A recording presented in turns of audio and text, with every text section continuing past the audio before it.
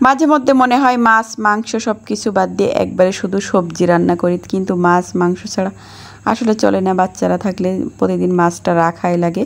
তো যাই হোক, আজকে আমি কয়েক ধরনের সবজি কেটে নিয়েছিলাম, ভাবছিলাম আজকে মাছ রান্না করব না।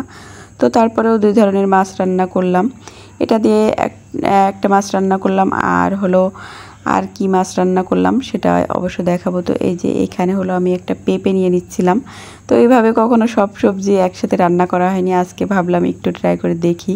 তো যাই হোক, এই যে আমি পেঁপেটা এখন এভাবে করে কেটে তারপরে হলো বরবটির সাথে একসাথে দিয়ে দিব। এখানে ট্যাংরা মাছটা ঝোল করব। তো ট্যাংরা মাছটা আমি সব কিছু রান্নাঘরে গোছগাছ করে নিয়েছিলাম, ওখানে তেলাপিয়া মাছ দিয়ে আর সবজিগুলো দিয়ে রান্না করব।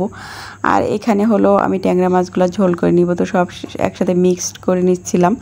তো রান্না করতে করতে কিন্তু কারেন্ট চলে গিয়েছিলো। তো তারপরে আমি হলো গ্যাসের চুলাতে দিয়ে দিয়েছিলাম, দিয়ে একটু ব্রাউন কালার করে ভেজে নিব। তারপরে হলো সব কিছু যা যা দেওয়ার আমি দিয়ে দিয়েছি।